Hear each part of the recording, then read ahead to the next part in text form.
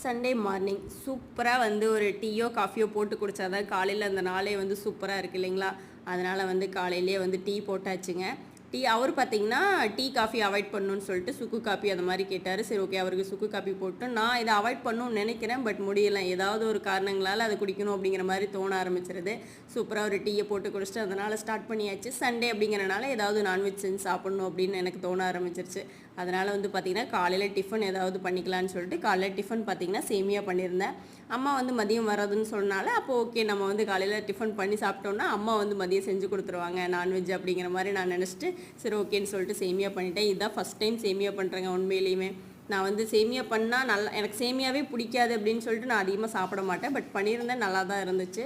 அம்மா வரும்போதே மிளகு அரைச்சிட்டு வந்துட்டாங்க. கரெக்டாக அந்த மிளகு அரைச்சிட்டு வந்த மிளகுல பார்த்திங்கன்னா அம்மா வந்து வெஜிடேரியன். ஸோ 48 நாள் வந்து கோயிலில் வந்து கும்பாபிஷேகம் முடிஞ்சு 48 நாள் எதுவும் சாப்பிட மாட்டாங்க இல்லைங்களா. அதனால் அரைச்சி வச்ச மிளவுல பாதி மிளவு வந்து அவங்க வந்து வெஜிடேரியன் வந்து கத்திரிக்காய் புளி குழம்பு வச்சுட்டாங்க. மீதி வந்து சிக்கன் குழம்பு வந்து வச்சு தந்தாங்க. தண்ணி குழம்பு மாதிரி வச்சாங்க. ஏன்னா அவங்க நான்வெஜ் சாப்பிடக்கூடாது அப்படின்னு சொல்லியிருந்தாங்க. இருந்தாலும் சரி ஓகே, குழம்பு மட்டும் சாப்பிட்டுக்கிறேன் அப்படிங்கிற மாதிரி சொன்னாங்க. சரி ஓகே, நான் சாப்பிடும்போது அவர் அவாய்ட் பண்ணணும்னு நினச்சாலும் சாப்பிடணுன்னு தோண ஆரம்பிச்சிருது. அவரும் பார்த்திங்கன்னா சரி குழம்பு மட்டும் ஊற்றிக்கிறேன்னு சொல்லிட்டு நான் தான் சிக்கன் வந்து அன்றைக்கி சாப்பிட்டேன். அதனால் பார்த்திங்கன்னா ஃபுல்லாக கரண்ட் வேறு இல்லைங்க. அப்பாவும் வந்திருந்தாங்க, டிவியெல்லாம் பார்த்துட்ருக்கலான்னு பார்த்தா கரண்ட்டு வேறு இல்லை. அந்த அன்றைக்கி ஃபுல்லாக கரண்ட் இல்லாமல் போயிடுச்சு.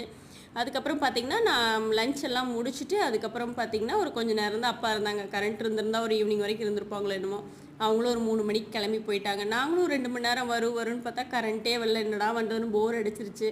சரி ஓகே, நம்ம கரண்ட் இல்லாமல் எவ்வளோ நேரம் வீட்டில் இருக்கிறது, அதனால் அப்படியே நம்ம போய் ஒரு படத்துக்காவது போயிட்டு வரலாம் அப்படின்ட்டு கிளம்பிட்டோம். அன்றைக்கி படம் பார்த்திங்கன்னா எங்களுக்கு கமல் படம் எனக்கு பார்க்கணுன்னு தோணவே இல்லை. சரி வேறு ஏதாவது பார்க்கலாம், என்ன படமாக இருந்தாலும் ஓகே அப்படிங்கிற மைண்ட் செட்டில் போனோம்.